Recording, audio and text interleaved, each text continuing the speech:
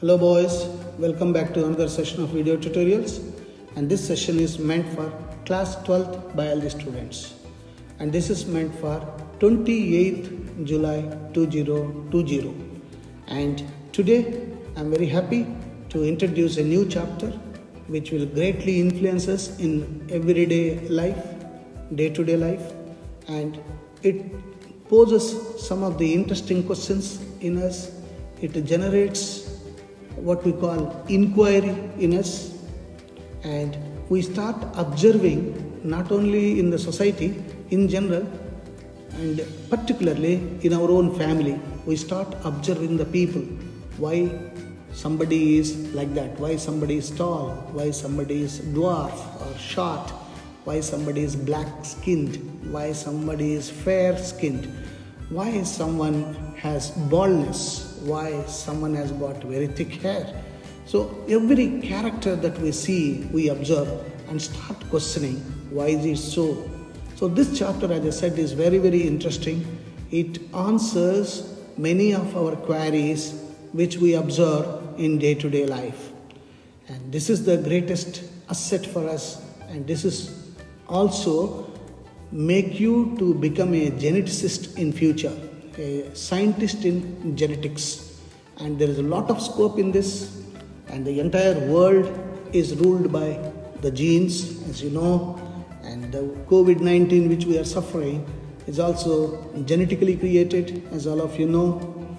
And this is how the various permutations and combinations we can do with the help of biotechnology, and start not only creating wonderful species which are very, very helpful.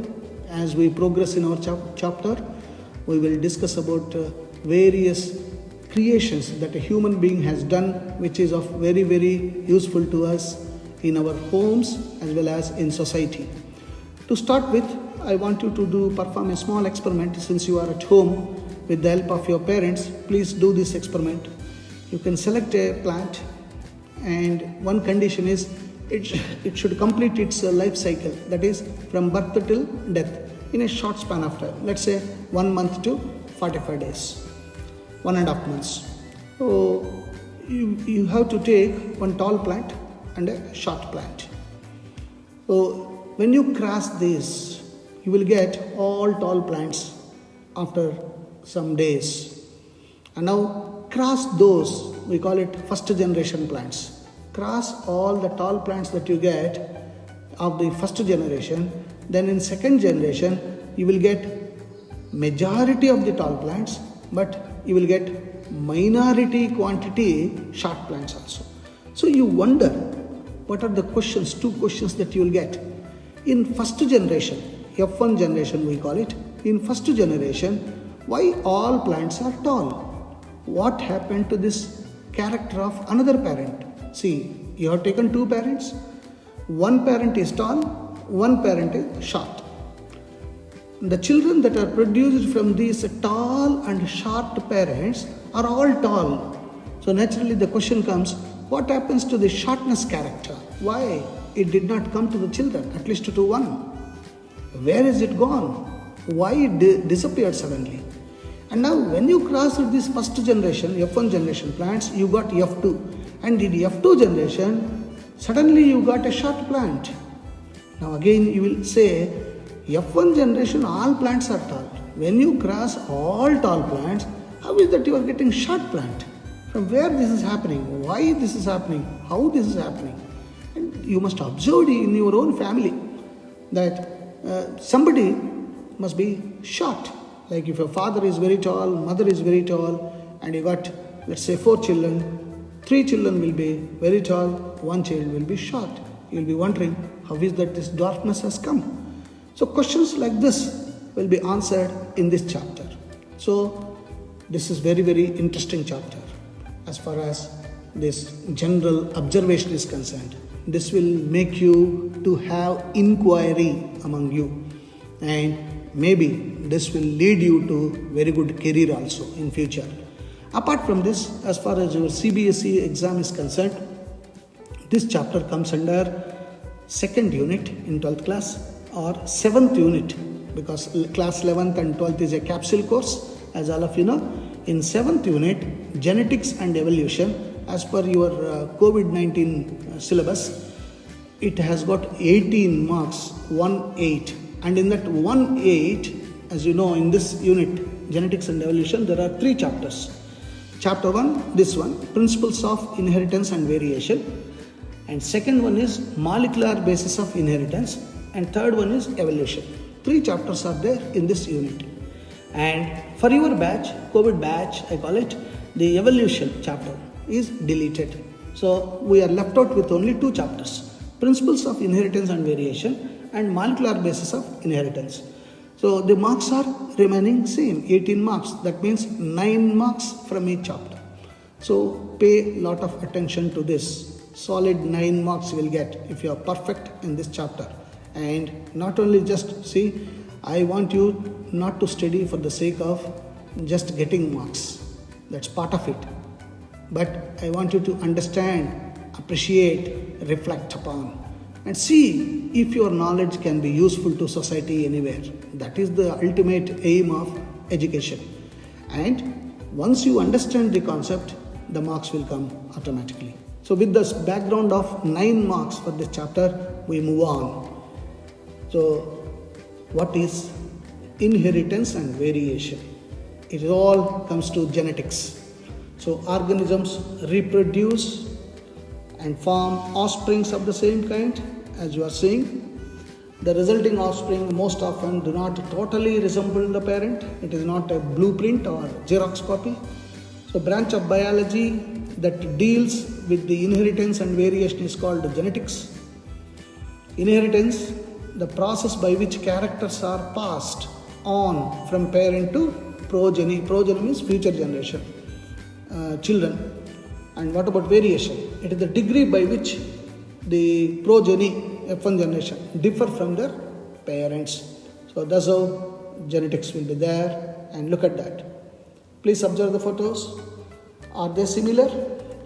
Particularly see parents, compare parents and their children.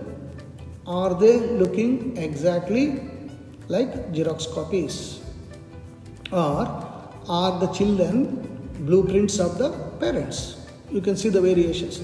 There is a change in the shape of the nose, change in the face cut, change in the body structure, the maxilla or mandible, that is lower jaw and upper jaw, there is a change in the structure. So we know that variations are there, but at the same time similarities are also there. I also said that this chapter leads to a lot of innovations, and one of the inventions is creation of hybrid cows through manipulation of genes, that we call it as breeds. So with all desirable characters, since genes are responsible for characters, we select good genes that are responsible for desirable characters and make a genome, put it in the organism in which we are interested, like the cow. So this is called artificial selection, and domestication of wild cow like Sahiwal in Punjab. So milk production, that's responsible. And there are some words we keep on using from now onwards. So you must get familiarized with these words before we dive deep into this chapter. First, genetics, branch of life science that deals with the study of heredity and variation. Heredity is a transmission of characters from parents to offsprings. Variation is the difference among the offsprings compared to their parents. Hereditary variations, these are genetical and inheritable.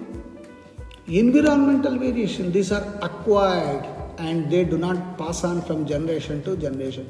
That's because of the habitat in which we are living. So they are called acquired characters, and environmental variation will lead to that. We are thankful to this gentleman, this great personality, and he is none other than Gregor John Mendel, father of genetics. And he is known as father of genetics because of the research that he has done in the field of genetics. Though he was a Baptist. He was a father in a church, and he had so much of strong desire to invent, to see what's going on in the nature, to understand the intricacies of the nature. He has become a scientist. Though basically he was not a scientist, he was working as a father in a church in Austria, but thanks to his brilliance. So Gregor Mendel developed the principles of heredity while studying 7 pairs of inherited characteristics in pea plants. Although the significance of his work was not recognized during his lifetime, because at that time it was the king was the ultimate, it has become the basis of present day field of genetics, and it's all based on observation. Just by mere observation he has done the research. What is that he has done?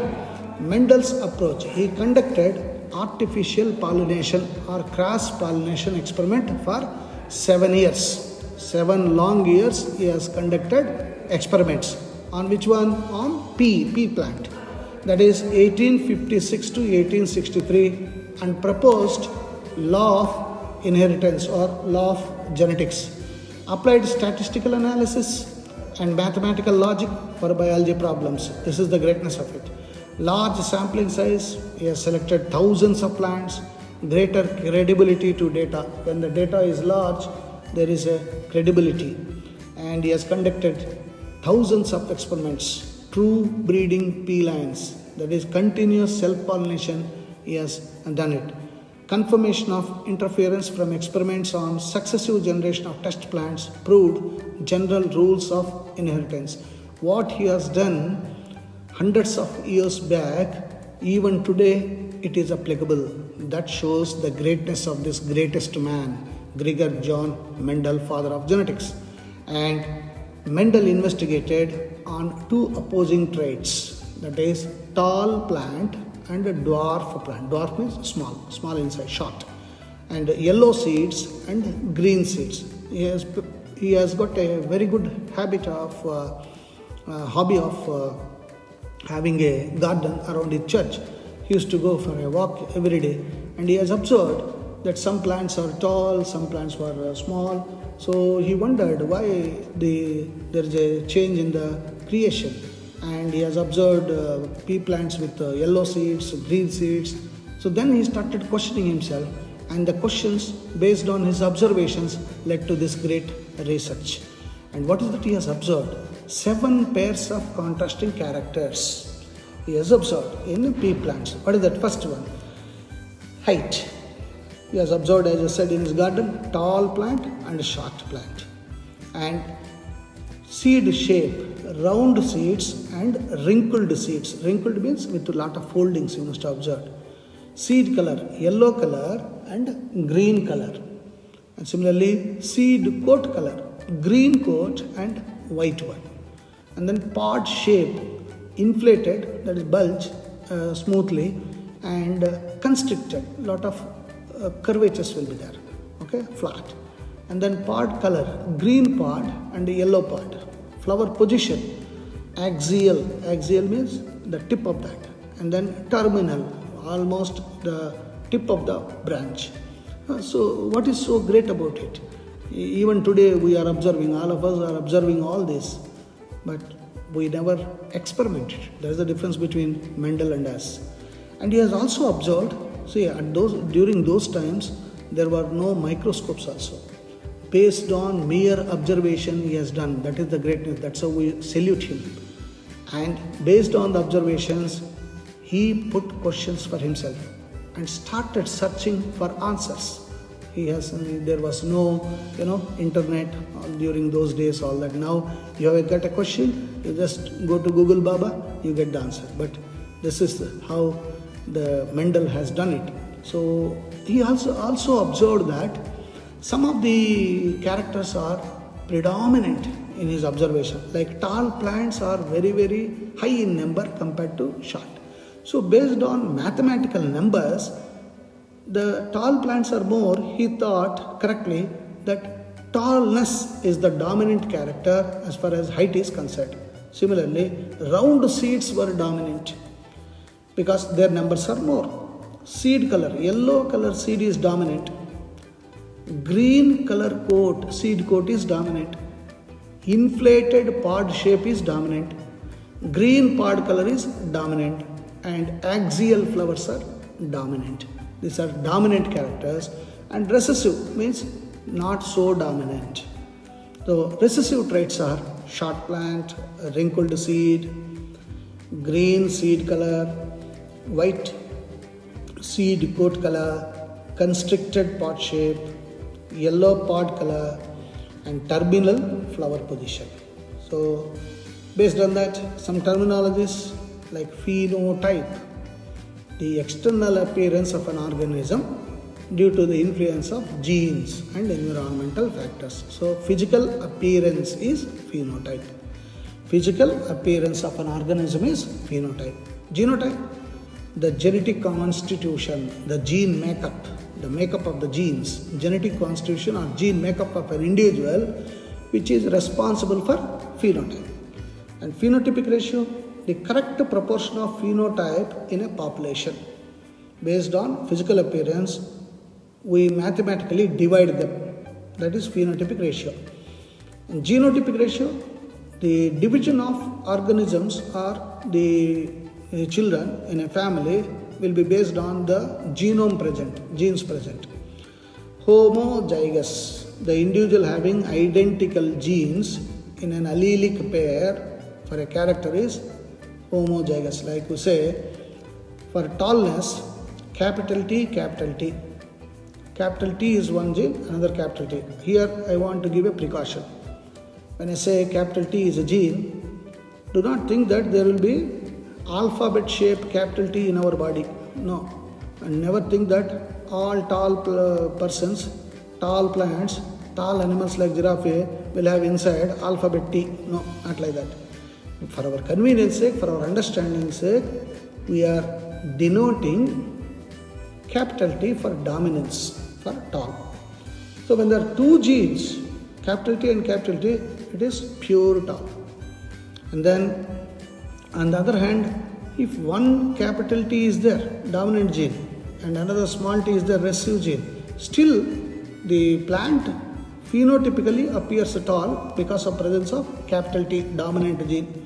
Then we say heterozygous, individual having unidentical genes in an allelic pair of character. And then dominant gene, as I said just now, in capital T, small t, capital T is dominant gene. The gene that expresses its character in heterozygous condition. And recessive gene, small t, the gene that fails to express its character in the presence of dominant gene. But if it is alone, it will express itself also. But in the presence of capital gene, it cannot because it is recessive. Hybrid, the progeny obtained by crossing two parents that differ in characters is hybrid. We have got a lot of hybrid plants, hybrid vegetables nowadays. And then backcross, the cross between F1 hybrid with one of its parents. Test cross, the cross between hybrid and its homozygous recessive parent. What is the purpose? It is used to identify the genotype of the hybrid. And finally, why Mendel selected only garden pea plant? So many were available. Why only this? There are reasons. One, pure varieties are available. Pea plants are easy to cultivate. You can also do in your home. That's why I said in the beginning of the session. Life cycle of plants are only few months, so that result can be ready early. Contrasting traits are observed. Just now we saw tallness and shortness contrast.